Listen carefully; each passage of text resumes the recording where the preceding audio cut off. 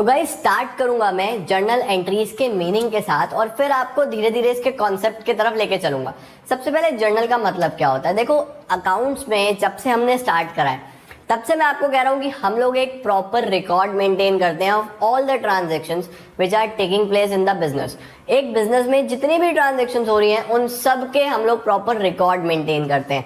अब एक दिन में आप देखते हो कि there are unlimited number of transactions. एक बिजनेसमैन के लिए बहुत से कस्टमर्स आते हैं, बहुत से कस्टमर्स जाते हैं, बहुत लोगों से हम उधार में सामान लेते हैं, बहुत लोगों को हम कैश में पेमेंट करते हैं, इलेक्ट्रिसिटी बिल पे करते हैं, स्टेशनरी का खर्चा करते हैं और पता नहीं कितने ऐसे खर्चे होते हैं या कितनी ऐसी इनकम्स होती है जो हमें लिखनी होती है।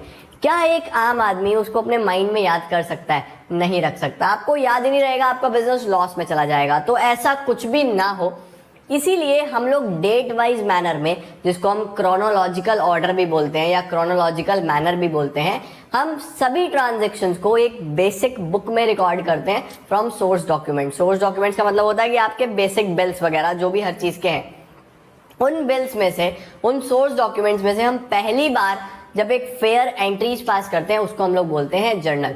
जर्नल बेसिकली डेट वाइज एक एक एंट्री पास करी जाती है, एक एक ट्रांजैक्शन का रिकॉर्ड होता है और वो कुछ रूल्स पे बेस्ड होता है। अब आपको पता है कि every transaction has two impacts. ये मैं आपको अकाउंटिंग इक्वेशंस में भी सिखा चुका हूँ। अगर आप मेरे साथ जर्नल एंट्रीज में ज्वाइन हुए हैं तो आप प्लीज प्लेलिस्ट चेक करो एक बार, मैंने प्रॉपर प्लेलिस्ट बनाई है, आप उसको फॉलो करो तो आपको काफी क्लैरिटी मिलेगी। तो हर चीज के दो इम्पैक्ट होते हैं।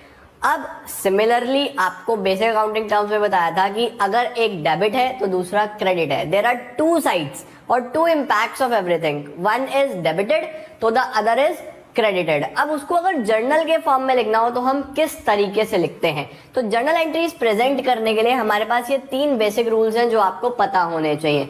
उससे भी पहले मैं आपको कुछ चीजें बताना चाहता हूं। सबसे पहली बात, जो बिजनेस होता है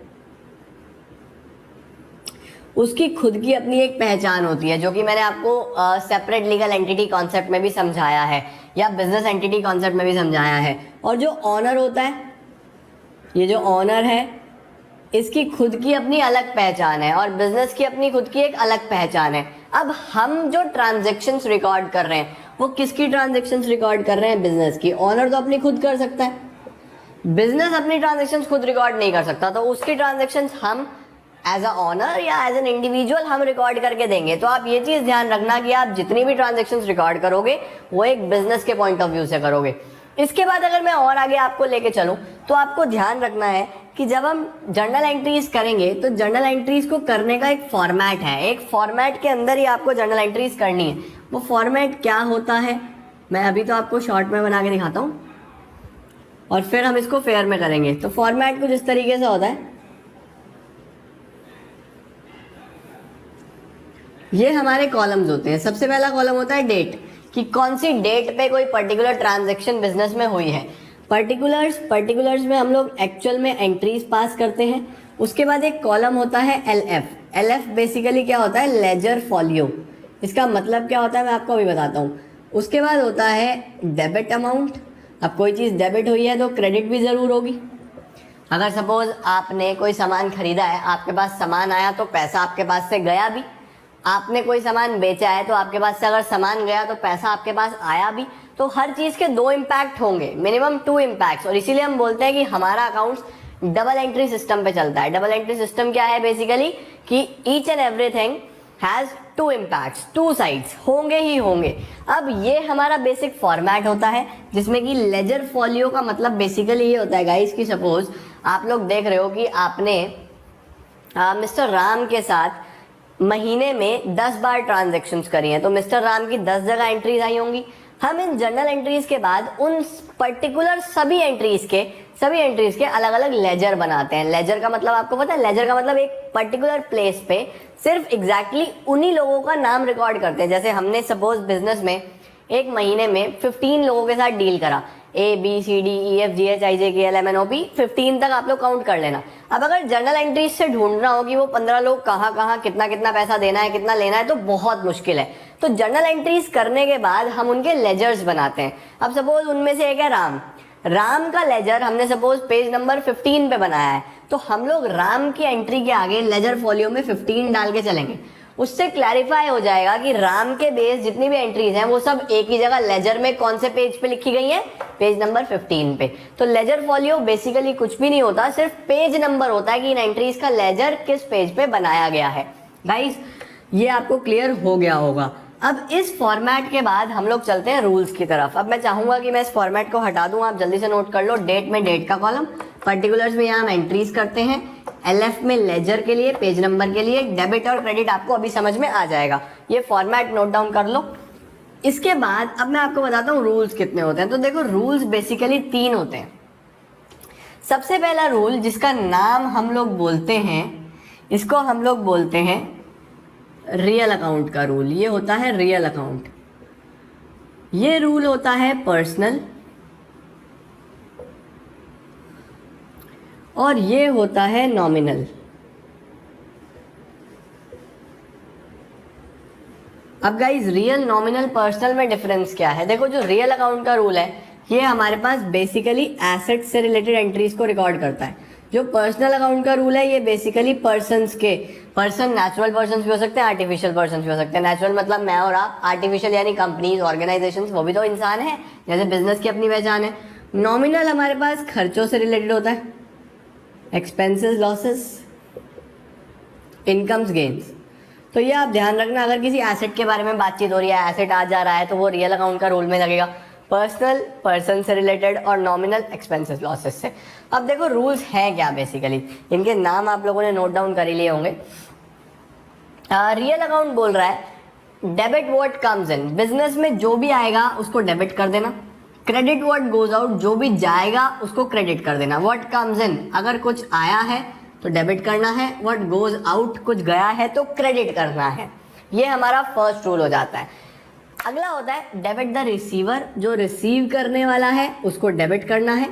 क्रेडिट द गिवर, जो प्रोवाइड करने वाला है, देने वाला है, उसको क्रेडिट करना है। अगला होता है all expenses and losses are debited, सभी एक्सपेंसेस लॉसेस को डेबिट करना है, सभी इनकम्स और गेन्स को क्रेडिट करना है। Credit all incomes and gains. अब वन बाय वन आज बेसिक्स बनाएंगे विद एग्जाम्पल्स, हम इन्हें समझने की कोशिश करेंगे। जैसे कि फॉर एग्जाम्पल मैं कुछ ट्रांजेक्शन्स लिख रहा हूँ। सबसे पहले इस रूल की ट्रांजेक्शन्स लिखता हूँ। मैं यहाँ पे 3 ट्रांजेक्शन्स लिखता हूँ। Number 1, machinery purchased for cash, machinery purchase for cash ₹10,000, ये मैंने पहली ट्रांजेक्शन लिखी। दूसरी ट्रांजेक्शन लिखता हूँ अब, number 2, furniture purchased for cash ₹10,000। इसके बाद मैं लिखता हूँ फर्नीचर सोल्ड फॉर कैश ₹10,000। और उसके बाद मैं लिखता हूँ machinery sold for cash ₹10,000। 4 transaction लिखते हैं। अब इनकी एंट्रीज करनी है। इन्हें रिकॉर्ड कैसे करोगे? तो देखो सबसे पहले तो आपके पास एक फॉर्मेट होना चाहिए, जो कि मैंने आपको बताया है, उसी फॉर्मेट को फॉलो करेंगे। कौन सा format? Debit amount, credit amount, LF का column just for the sake of formality, और ये हमारा डेट का कॉलम। ये डेट, पर्टिकुलर्स, यहाँ पे हम मेन एंट्रीज करेंगे। एलएफ सिर्फ फॉर्मेट का पार्ट है, इसलिए बनाना होता है, काम कहीं नहीं आएगा। डेबिट अमाउंट और क्रेडिट अमाउंट, फ्रेम में क्रेडिट अमाउंट आना चाहिए बस। चलो अब देखो, डेट की जगह मैं नंबर डाल देता हूँ, चलेगा? मैंने यहाँ 1 लिख दिया। हमारे पास आपको ध्यान रखना है, किसी भी एंट्री को करने से पहले आपको 2 इफेक्ट को देख लेना है कि क्या आ रहा है या क्या जा रहा है, या क्या 2 इम्पैक्ट है जो एंट्री में हो रहे हैं। अब यहाँ देखो, मशीनरी परचेज फॉर कैश, आपने मशीनरी खरीदी कैश में। मुझे आप जल्दी से बता दो आपके पास क्या कुछ आ रहा है। एज अ बिजनेस सोचो, अगर बिजनेस ने मशीनरी खरीदी है तो क्या बिजनेस के पास मशीनरी आ रही है? आप कुछ भी खरीदो, आप लेके आते हो ना बिजनेस में। सपोज बिजनेस ने कोई प्रोडक्शन के लिए मशीन खरीदी है तो मशीन आ गई। फॉर कैश, पैसा जा रहा है बिजनेस से, कैश इज गोइंग आउट, तो कैसे होगा? रूल लगाओ, डेबिट व्हाट कम्स इन, जो भी आ रहा है उसको डेबिट करना है। अब मशीनरी खरीदी है तो हमारे पास मशीनरी आ रही है, कैसे करेंगे? यहाँ पे हम लिखेंगे मशीनरी अकाउंट। इसको क्या करना है? जो भी आता है डेबिट करना है, तो इसको यहाँ पे थोड़ा स्पेस देके यहाँ लिख दूंगा DR। DR signifies debit. Machinery को मैंने कर दिया डेबिट, ठीक है, एक काम हो गया। अब मैंने आपको बताया हर चीज के दो इम्पैक्ट है, अगर डेबिट है तो क्रेडिट भी जरूर होगा। क्रेडिट हुआ क्या है, जो जाता है वो क्रेडिट होता है। आपके पास से क्या जा रहा है, यहाँ पे कैश जा रहा है, मशीनरी खरीदी तो पैसा गया, कैश इज गोइंग आउट, और जो भी जाएगा उसको क्रेडिट कर देना है। क्रेडिट करने के लिए क्या रूल चलता है, यहाँ पे थोड़ा स्पेस दोगे और वर्ड यूज करोगे टू। वर्ड क्या यूज करोगे, टू। एक डेबिट है तो ऑब्वियस है दूसरा क्रेडिट ही होगा। टू क्या क्रेडिट कर रहे हैं हम लोग, कैश अकाउंट। हर चीज के बाद अकाउंट लगा के चल लो तो बेटर है, ठीक है। तो क्या हुआ, machinery account debit to cash account, ये अपने आप ही क्रेडिट सिग्निफाई कर रहा है। आपको यहाँ पे इस तरीके से CR लिखना नहीं है, ये नहीं लिखना, बस आप जैसे ही टू वर्ड यूज करके दूसरी साइड में ट्रांजेक्शन लिखोगे, इसका मतलब वो क्रेडिट ही हो रहा है। तो एंट्री बनी machinery account debit to cash account. कितने की मशीनरी, डेबिट कितना करें 10,000 और क्रेडिट भी कितना कर दें 10,000। लो सर, पहली एंट्री डन। अब आप मुझे बताओ कि अगर ये मशीनरी परचेज पर कैश ना लिखा हो तो क्या एक आम आदमी इसको देख के बता सकता है कि आपने ये क्या करा है, नहीं बता सकता। बट अकाउंट्स का एक कैरेक्टरिस्टिक होता है कि अकाउंट्स काफी सिंप्लीफाइड अंडरस्टैंडेबल होना चाहिए। तो अंडरस्टैंडेबिलिटी के लिए हम लोग इसमें यहाँ नरेशन लिखते हैं। नरेशन का मतलब होता है एक ब्रीफ एक्सप्लेनेशन, जस्ट एक एक्सप्लेनेशन की एंट्री किस चीज की है। तो यहाँ मैं बीइंग वर्ड यूज कर रहा हूँ, ये अगर आप नहीं भी करोगे तो भी चलेगा, लेकिन एक चलता आ रहा है तो मैं यूज कर रहा हूँ। बीइंग किस चीज की एंट्री करी हमने, ये being machinery purchased for cash, इस तरीके से। अब ये एंट्री हो जाती है कंप्लीट। बात समझे, LF का कॉलम खाली छोड़ना है, कोई पेज नंबर वो आपको कभी यूज ही नहीं होगा। तो machinery account debit to cash account, ये पहली एंट्री हो गई। एक और करते हैं, आओ, चारों एंट्री करने के बाद ही आपका कॉन्सेप्ट क्लियर होगा। एक और करते हैं, डेट में नंबर 2 लिख दिया मैंने। Furniture purchase for cash. अब फिर सोचो क्या कुछ आया, फर्नीचर खरीदा तो हाँ फर्नीचर आया, और रूल बोलता है जो भी आए डेबिट कर दो। चलो करो फर्नीचर को डेबिट, फर्नीचर अकाउंट डेबिट हो गया। कैश गया मेरे पास से, रूल डेबिट तो ये लग गया। क्रेडिट का रूल क्या है, क्रेडिट व्हाट गोज आउट, जो भी जाता है क्रेडिट कर दो टू कैश अकाउंट। देख रहे हो फिर से, to cash account, that is over. Amount कितना है 10,000 डेबिट में, 10,000 क्रेडिट में। थर्ड ट्रांजेक्शन करते हैं, number 3, furniture sold for cash. इस बार हमने फर्नीचर बेचा है। आप सोचो, दिमाग लगाओ, फर्नीचर बेचा तो क्या हुआ इस केस में। अगर मैंने फर्नीचर बेच दिया तो मेरे पास पैसा आ गया, cash is coming in, cash आ गया। फर्नीचर चला गया, फर्नीचर बेचा है, सेल करा है, फर्नीचर गया, पैसा आया, ऊपर से चलूंगा, डेबिट व्हाट कम्स इन, जो भी आता है डेबिट करो। इस बार क्या आ रहा है, पैसा आ रहा है, तो मैं क्या करूंगा, कैश अकाउंट डेबिट, क्योंकि मेरे पास इस बार फर्नीचर की जगह कैश आ रहा है। फर्नीचर तो गया, कैश अकाउंट डेबिट। क्रेडिट क्या करना है, क्या गया मेरे पास से, फर्नीचर गया, और जो भी जाता है क्रेडिट कर दो। तो cash account debit to furniture account, cash account debit to furniture account. कितना हो गया यहाँ मेरे पास 10,000 एंड 10,000। लो बेटा, समझ में आया। अच्छा, नरेशन अगर लिखनी हो तो being furniture sold for cash.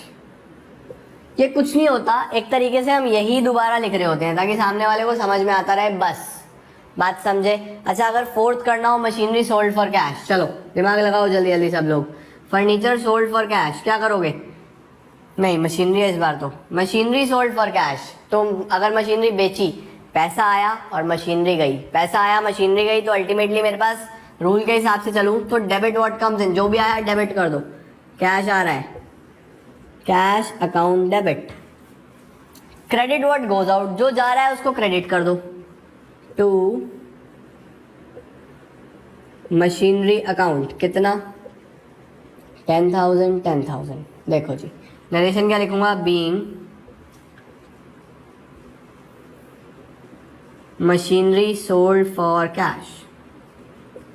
बात समझे।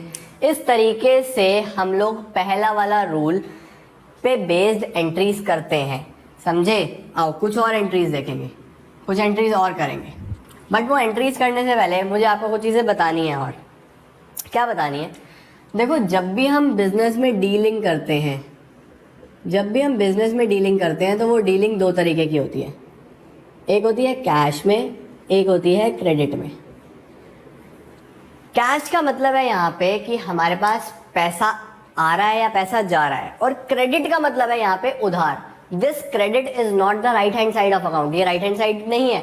इस क्रेडिट का मतलब क्या है? उधार की ट्रांजेक्शन। तो आप खुद सोचो कि जब आप बिजनेस में डील करते हो, सपोज आपने सामान बेचा है, सपोज सेल्स करी है, तो सेल में ऐसा हो सकता है कि आपको पैसा इमीडिएटली मिल जाए, अगर आपने गुड्स बेचे तो पैसा आ गया। बट कई बार ऐसा भी होता है कि हमारे फ्रेंड्स हैं, हमारे रिलेटिव्स हैं जो सामान ले जाते हैं लेकिन पैसा भी नहीं देके जाते, 5, 7, 10 दिन बाद देते हैं, 15 डेज के बाद देते हैं, तो उसको मैं क्या बोलूँगा? Credit sale.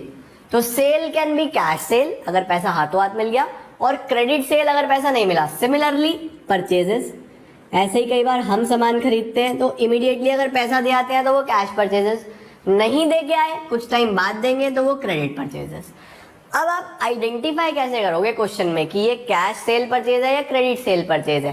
तो उसके लिए हम लोगों को क्या करना पड़ता है? उसके लिए हम लोगों को ट्रांजैक्शंस देखनी पड़ती हैं। देखो ट्रांजैक्शंस क्या हैं। अगर मैं ऐसे लिखूं, number 1, goods sold for cash 5000। अगर ऐसा लिखा हो कि गुड्स बेचे हैं हमने कैश में 5000, तो यहाँ तो साफ साफ ट्रांजैक्शन में ही कैश वर्ड यूज हो रहा है। अगर ट्रांजैक्शन में ही कैश वर्ड यूज हो रहा है तो इसका मतलब हमने सामान बेचा और कैश आ गया, यही इसका मतलब सिग्निफाई होता है। इसके बाद अगर मैं और देखूं नंबर 2 पे, तो मैं क्या बोल सकता हूं? Goods sold to X for cash. अब यहाँ पे चेंज क्या आया? मैंने एक नेम इंट्रोड्यूस करा इस ट्रांजैक्शन में। सिर्फ क्या इंट्रोड्यूस करा? Name. Goods sold to X for cash, कितना? 5000। सिमिलरली मैं इसको कर दूं गुड्स सोल्ड टू एक्स 5000। मैं यहाँ से कैश हटा देता हूँ। अब देखो जिसमें कैश आ गया तो वो तो कैश ट्रांजैक्शन ही है। ये दोनों कौन सी ट्रांजैक्शन हैं? Cash transaction. लेकिन यहाँ देखो कैश वर्ड यूज नहीं हुआ। इवन एक आपको नेम देखने को मिल गया। एक क्या देखने को मिल गया? नेम देखने को मिल गया। तो आप ये बात ध्यान रखो कि जब भी नेम देखने को मिल जाए तो वो कौन सी ट्रांजैक्शन है? Credit transaction. जब भी आपको नेम देखने को मिले, कोई नाम देखने को मिले, तो समझ जाओ कि वो ट्रांजैक्शन कैसी है? क्रेडिट ट्रांजैक्शन है, वो कैश ट्रांजैक्शन नहीं है। अब आप कहोगे सर यहाँ भी तो नेम था, लेकिन मेरे प्यारे भाई और बहनों नाम के साथ कैश भी तो लिखा है। तो जब नाम के साथ कैश है तो हम ज्यादा इंपॉर्टेंस किसको देंगे? कैश को देंगे। कैश जब लिखा है तो वो कैश ही है। अगर सिर्फ नाम लिखा है तो आप उसको क्रेडिट ट्रांजैक्शन कंसिडर करोगे, ये ध्यान रखना है। ठीक है जी, चलो ये बात आपको समझ में आई। अब इससे पहले मैं इस चीज पे चलूं, मैं आपको 2 ट्रांजैक्शंस और करवाना चाहता हूं, जैसे कि कैश पेड टू राहुल और कैश रिसीव्ड फ्रॉम राहुल 1000। अब आपको फॉर्मेट तो पता चली गया, तो अब मैं फॉर्मेट नहीं बना रहा, फॉर्मेट में आप खुद कर लेना उसकी पोस्टिंग। अगर हमने राहुल को कैश पे करा और अगर हमने राहुल से कैश रिसीव करा तो क्या एंट्रीज होंगी देखते हैं। चलो, अगर राहुल को कैश पे करा तो क्या आ रहा है और क्या जा रहा है पता नहीं मुझे, तो अभी रूल्स के हिसाब से चलता हूँ। पहला रूल बोलता है डेबिट का, डेबिट व्हाट कम्स इन। यहाँ है cash paid to Rahul, Rahul को पैसा दे रहा हूँ, क्या कुछ आ रहा है? मुझे नहीं पता, यहाँ नहीं लिखा, तो इसका मतलब डेबिट व्हाट कम्स इन, ये रूल तो डेबिट का लगा नहीं। अगर डेबिट का ये रूल नहीं लगा तो डेबिट का अगला रूल चेक करो, डेबिट द रिसीवर। क्या कोई रिसीवर का नाम है? आप कैश पे कर रहे हो राहुल को, तो क्या राहुल रिसीवर है? Yes, Rahul is the receiver. और जो भी रिसीवर होता है उसको क्या करना है? डेबिट। तो मैं क्या लिखूंगा यहाँ पे? Rahul's account debit. मैं क्या लिख दूंगा? Rahul's account debit. क्यों? क्योंकि डेबिट द रिसीवर, जो भी रिसीवर है उसको डेबिट कर दो। ठीक है, अब डेबिट का रूल तो हो गया। अब देखो इट इज नॉट नेसेसरी कि अगर आपका डेबिट का रूल ये है तो क्रेडिट का भी ये होगा, ऐसा कुछ नहीं है, कोई हार्ड एंड फास्ट रूल नहीं है। क्रेडिट का इन तीनों में से कोई भी हो सकता है। क्रेडिट का फिर ऊपर से शुरू करो, क्रेडिट व्हाट गोज आउट, जो जा रहा है उसको क्रेडिट करो। क्या कुछ जा रहा है? आपने राहुल को अगर कैश पे करा तो आपके पास से कुछ गया, क्या कैश गया, और जो भी जाएगा उसको क्या करना है? क्रेडिट करना है। तो क्या लिखूंगा? टू कैश अकाउंट 1000 एंट्री मेरी ये बनेगी, Rahul account debit to cash account. Narration क्या लिख दोगे? बीइंग, ये पूरा लिख देना, कैश पेड टू राहुल। बात समझे? एक और करते हैं, चलो। कैश रिसीव्ड फ्रॉम राहुल, ऊपर से शुरू करो रूल लगाना। डेबिट व्हाट कम्स इन, जो भी आएगा डेबिट करो। क्या इस ट्रांजेक्शन में कुछ आ रहा है? इस बार राहुल से पैसा मिल रहा है तो कैश आ रहा है, और जो भी आता है उसको डेबिट करना है। तो मैं क्या करूंगा? कैश अकाउंट डेबिट, ठीक है, कैश अकाउंट डेबिट। और क्रेडिट क्या करूं? क्रेडिट व्हाट गोज आउट, कुछ जा रहा है क्या इसमें? कुछ पता नहीं लग रहा, बस पैसा आ रहा है राहुल से, किस चीज का आ रहा है मुझे नहीं पता, कुछ नहीं, ये तो लगा नहीं। क्रेडिट द गिवर, क्या पैसा देने वाले का नाम है? क्या गिवर का नाम है? यस, गिवर कौन है? राहुल। हमें मिल रहा है, और किससे मिल रहा है? Who is the giver? Rahul. और जो भी गिवर होता है उसको क्या करना है? क्रेडिट करना है। तो इस बार मैं क्या कर दूंगा? To Rahul's account 1000 1000। तो एंट्री बनी cash account debit to Rahul's account. आप नरेशन लिख दोगे being cash receive from Rahul. बात समझे? इस तरीके से आपके ये सेकंड वाला रूल यानी कि पर्सनल अकाउंट का, जिसमें पर्सन इन्वॉल्व होते हैं, वो लग जाता है। बात कर लेते हैं थर्ड की। सैलरी पेड ₹10,000, और ऐसे ही मैं लिख लेता हूँ सैलरी रिसीव्ड ₹10,000। एक केस में मैंने सैलरी पे करी है, एक केस में मैंने सैलरी रिसीव करी है। रूल लगाना शुरू करेंगे। सबसे पहले से डेबिट व्हाट कम्स इन, क्या कुछ आया? सैलरी पे करी, कुछ नहीं आया। डेबिट द रिसीवर, क्या कोई रिसीवर है? नहीं है। Debit all expenses and losses, मुझे बताओ अगर सैलरी पे करी तो क्या सैलरी मेरा एक्सपेंस है? क्या सैलरी मेरा खर्चा है? मैंने अगर सैलरी पे करी है तो सैलरी इज माई एक्सपेंस, और रूल बोल रहा है कि जितने भी एक्सपेंसेस हैं उन सब एक्सपेंसेस को डेबिट कर देना। तो अगर आपने सैलरी पे करी है तो आप सैलरी को क्या करोगे? डेबिट करोगे। तो आप लिखोगे यहाँ पे सैलरी अकाउंट डेबिट। आपने सैलरी को कर दिया डेबिट।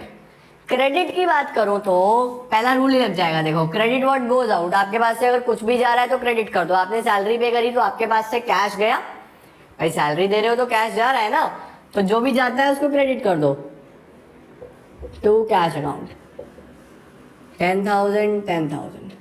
लो सर, नरेशन क्या लिख दोगे? Being salary paid for cash.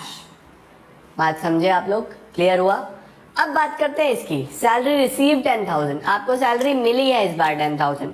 तो आप मुझे बताओ, सैलरी मिली है तो सैलरी आ रही है आपके पास या कैश आ रहा है?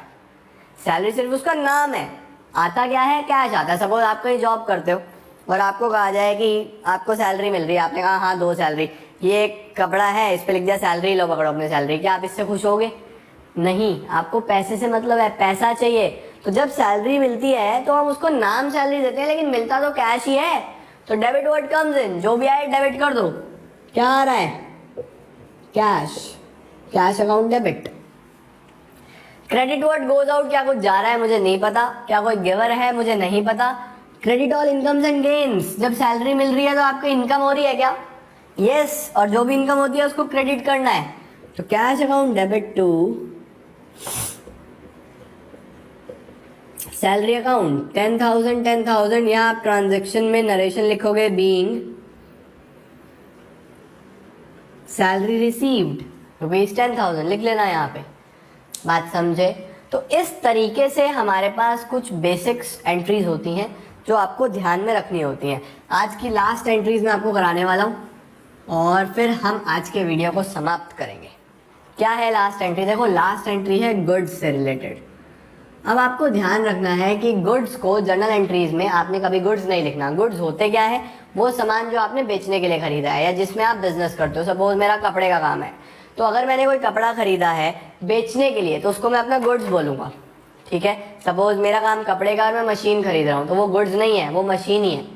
गुड्स क्या है? सिर्फ वो चीज़ जिसमें मैं डील करता हूँ। तो अगर मैं गुड्स को खरीदूंगा तो मैं उसको परचेजेज वर्ड के साथ शो करूँगा मेरे अकाउंट्स में, और बेचूंगा तो उसको सेल्स वर्ड के साथ। ये मैंने आपको बेसिक अकाउंटिंग टर्म्स में भी बताया था कि अगर गुड्स खरीदे तो परचेजेस लिखते हैं, गुड्स बेचे तो सेल्स लिखते हैं। अब सपोज इसकी एंट्री करनी हो, goods purchase for cash 10,000 and goods sold for cash goods sold for cash 10,000। हमें इनकी एंट्रीज करनी है, तो हम कैसे करेंगे? देखो, सबसे पहले डेबिट व्हाट कम्स इन। जब मैं गुड्स खरीद रहा हूँ तो क्या मेरे पास कुछ आ रहा है? नहीं साहब, कुछ नहीं। डेबिट द रिसीवर, क्या रिसीवर है? नो। डेबिट ऑल एक्सपेंसेस, क्या गुड्स मेरा खर्चा हुआ? मैंने अगर गुड्स खरीदा तो एक्सपेंसेस है मेरे, और सभी एक्सपेंसेस क्या होते हैं? डेबिट होते हैं। तो मैं गुड्स को यहाँ डेबिट करूंगा, लेकिन गुड्स को गुड्स तो लिखना नहीं है, खरीदा है तो क्या लिखना है? परचेजेस। तो मैं क्या लिखूंगा? Purchases account debit. क्यों? क्योंकि गुड्स आर माई एक्सपेंसेस, और सभी एक्सपेंसेस क्या होते हैं? डेबिट होते हैं, तो इसीलिए मैंने इसको कर दिया डेबिट। क्रेडिट के लिए क्रेडिट वर्ड गोज आउट, क्या आपके पास से कुछ गया? हाँ, पहला ही लग गया, क्योंकि गुड्स खरीदे थे कैश में, तो मेरे पास से क्या गया? कैश गया। तो कैश को मैं कर दूंगा क्रेडिट, तो एंट्री बनी purchases account debit to cash account 10,000 10,000। Is it okay? इसके बाद आता है गुड्स सोल्ड फॉर कैश। अब मैंने गुड्स बेचे हैं, अगर गुड्स बेचे हैं तो मेरे पास क्या आ रहा है? कैश आ रहा है। ऊपर से शुरू करते हैं, डेबिट व्हाट कम्स इन। कुछ आया? बिल्कुल, कैश आया, कैश अकाउंट डेबिट टू। कुछ जा रहा है क्या? नो। गिवर है? नहीं।